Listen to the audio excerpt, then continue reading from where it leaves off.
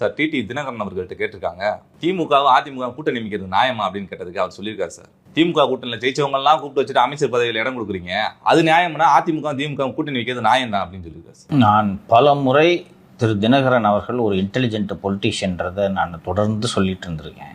அடுத்து என்ன நடக்கப் போகிறது என்பதை ஊகித்து இந்த கருத்தை பதிவு செய்திருக்கிறார் என்பதை நாம் புரிந்து கொள்ள வேண்டும். நார்மலைஸ் பண்ணுறாங்க. இவ்வளோ நாள் நமக்கு அதிர்ச்சியாக இருந்துச்சு இல்லை, ஐயோ இன்னும் ஏடிஎம்கே டிஎம்கே கூட்டணி, அதை நார்மலைஸ் பண்ணுறாரு.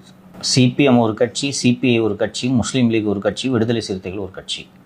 இந்த கட்சிகள் எந்த காலத்திலும் நாங்கள் திமுகவோடு கூட்டணி வைக்கவே மாட்டோம் என்று சொன்னதே கிடையாது. அல்லது திமுகவை அழிப்பதற்காகத்தான் நாங்கள் கட்சி நடத்துகிறோம் என்றும் சொன்னது கிடையாது. ஆனால் அதிமுக எதற்கு தோன்றியது? திமுக முடிச்சு கட்டணுன்றதுக்காக தானே. திமுகவிலிருந்து வெளியேற்றப்பட்டதால் தானே எம்ஜிஆர் அவர்கள் அதிமுகவை தொடங்கினார்.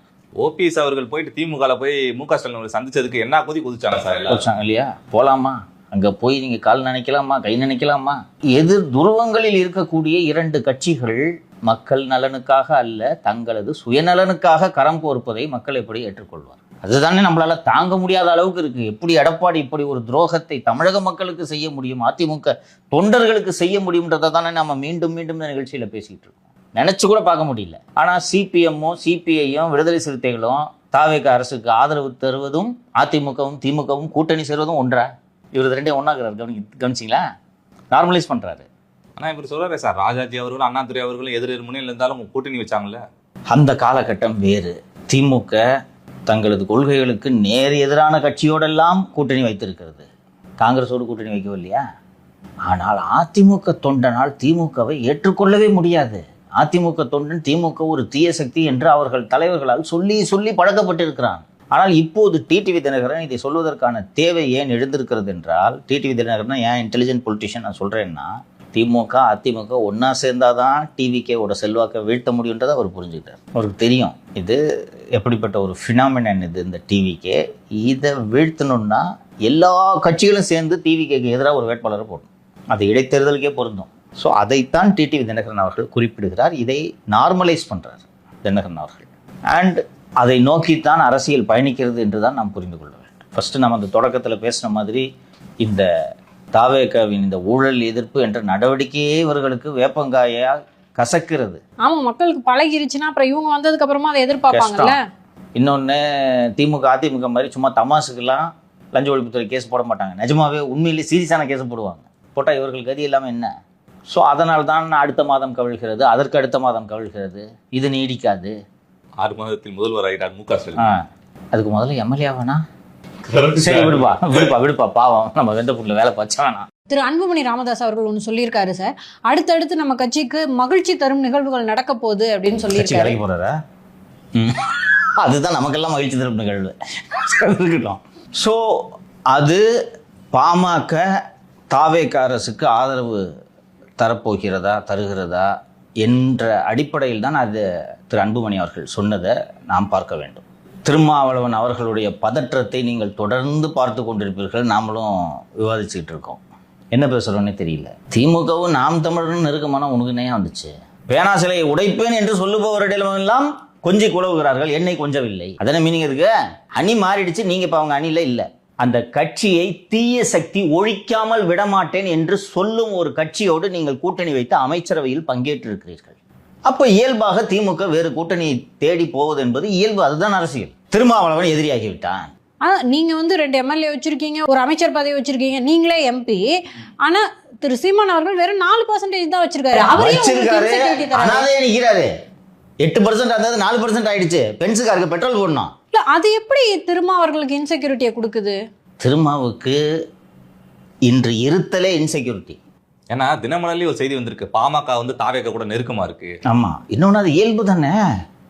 2% வச்சுக்கிட்டு நீங்க அடிக்கிற கூத்து தாங்க முடியல. 4 வச்சுக்கிட்டு 7 இருக்காங்க.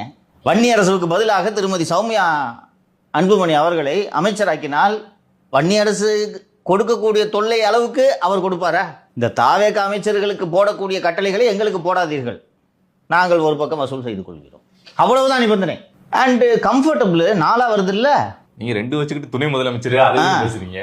திருச்சி கிழக்க கேட்குறீங்க, அவங்க கேட்பாங்களா? அங்கே எங்களுக்கு ஆளே இல்லை, வேணாம் நீயே வச்சுக்க. நார்த்தில் ஏதாவது காலியானா சொல்லு, இந்த மதுராந்தகம் வேணா கொடுங்க. திருச்சி கிழக்கு வைகோ அவர்கள் வேற, நான் கேடையங்கடையும் சொல்றேன், எனக்கு ஒன்று கொடுங்கன்னு இருக்காரு. யாருக்கிட்டப்பா கேட்குற? அண்ணன் தானே கேட்குற, கேட்டுக்க.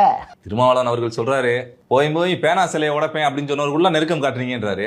இவர் பிஜேபி எதிர்ப்பு அப்படின்னு பேசுறாரு. இவர் அமித்ஷா அவர்கள் கூட நெருக்கமா இருக்காரு சார். அமித்ஷா அவர்கள்லாம் போன் அடிச்சு பிறந்தநாள் வாழ்த்துக்கள் ஜி அப்படின்னு சொல்றாராம் திருமாவளவன் அவர்கள்ட்ட. அது ஏன் உங்களுக்கு இவ்வளோ பெருசாக தெரியுது? அமித்ஷா உள்துறை அமைச்சர், ஒரு கட்சியோட லீடரு.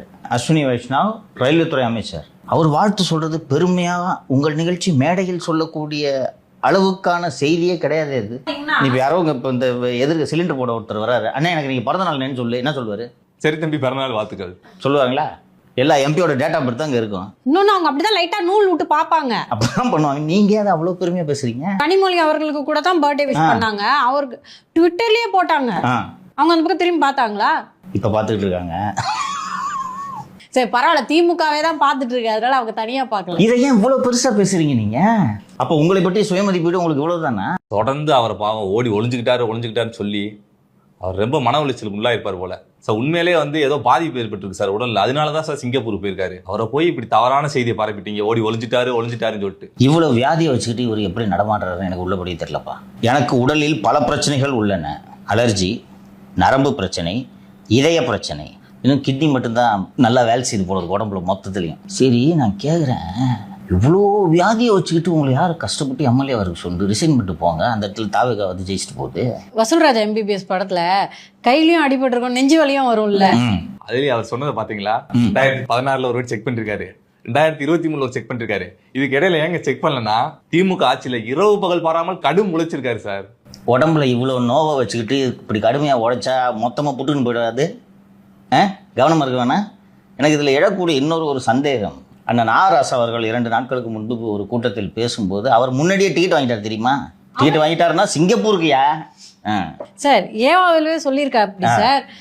என்னைக்கு ரைடு வந்துச்சோ அன்னைக்கே நான் டிக்கெட் வாங்கியிருந்தேன், ரைடு வந்ததுனால நான் அடுத்த நாள் போக வேண்டிய கட்டாயத்துக்கு தள்ளப்பட்டிருக்கேன், டிக்கெட்டை போஸ்ட்போன் பண்ணேன் அப்படின்னு சொன்னேன். சோதனை பண்ண அதிகாரிகள்ட்ட சொல்லியிருக்காரு, அந்த நியூஸ் பேப்பர்லேயே போட்டுருக்கு சார். அது இதில் நாம் கவனிக்க வேண்டியது 2 விஷயங்கள். சோதனை பண்ண அதிகாரிகிட்ட அவர் சொல்லியிருக்காரு. அது சோதனை பண்ண அதிகாரி கண்டிப்பாக போய் அலுவலகத்தில் சொல்லியிருப்பார் சார், இந்த மாதிரி உடம்பு சரியில்லையா, கிட்னி ஃபெயிலியரா, சிங்கப்பூருக்கு போறாரு. இல்லை சரிப்பா நல்லா இருக்கு, கிட்னி நல்லா இருக்கா, மற்ற எல்லா பாட்டும் ஃபெயிலியரான், சிங்கப்பூர் போறாருன்னு சொல்லியிருந்தாருன்னா அன்னைக்கே லுக்கவுட் சர்க்குலர் போட்டிருக்கணும்ல. அனுப்பி விட்டுட்டு அதுவும் நாம நிகழ்ச்சியில் சொன்ன பிறகு போடுறீங்க லுக்கவுட் சர்க்குலர். அவர் பாருங்க பிரஸ் மீட் கொடுக்குறாரு, போறப்ப பிரஸ் மீட் கொடுக்கல, போறப்போ யார் ரகசியமா துண்டை போட்டு ராத்திரியோட ஓடுற நீ. அது வசனம் வேற பேசுறாரு, திமுக காரங்க ஓடவும் மாட்டாங்க ஒளியவும் மாட்டாங்க. ஒரு அரசால அவரை பிடிக்க முடியல, ஒரு தனிப்பட்ட அதிகாரியால எல்லாத்தையும் பண்ண முடியல சார். இப்போது நாம் இதில் முக்கியமாக கவனிக்க வேண்டியது நெஞ்சுவலி, allergy, kidney failure sir. Kidney சரியா கிட்னி நல்லா இருக்கு. வேற என்னப்பா? நரம்பு பிரச்சனை.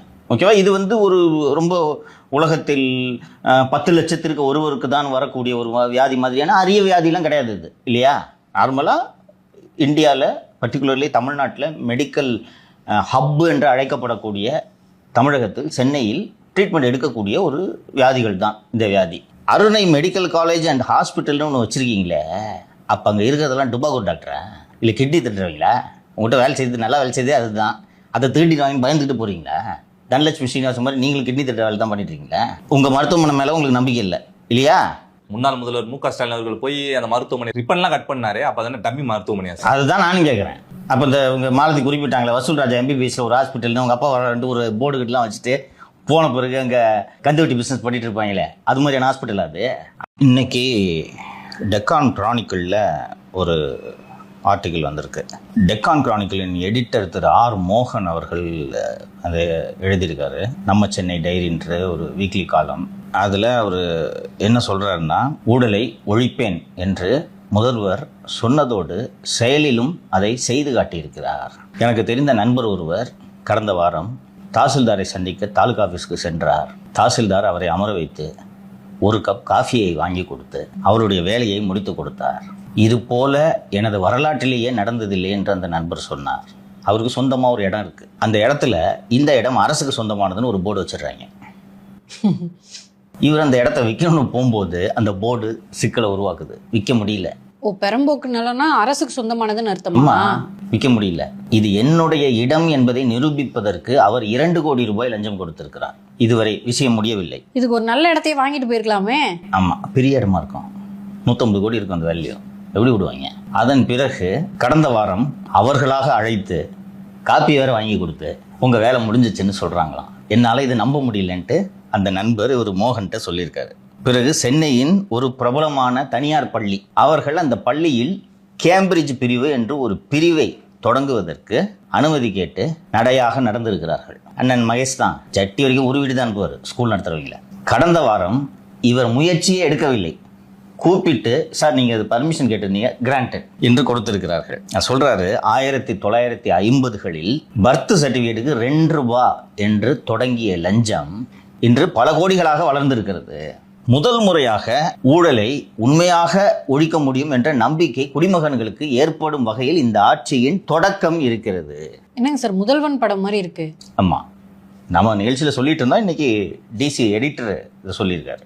கடைசி அந்த கட்டுரையை முடிக்கும் போது, as far as the people are concerned, this is a grand start for his innings as chief minister. அதாவது தமிழக முதலமைச்சரோட இந்த தொடக்கம் சூப்பர் ஹிட் என்று முடிக்கிறார். ஸோ இந்த விஜய் அவர்களுடைய இந்த தொடக்கம் மிகச்சிறப்பாக இருக்கிறது. ஆனால் இதை தொடர்வதில்தான் முதல்வருக்கு மிகப்பெரிய சவால் இருக்கிறது.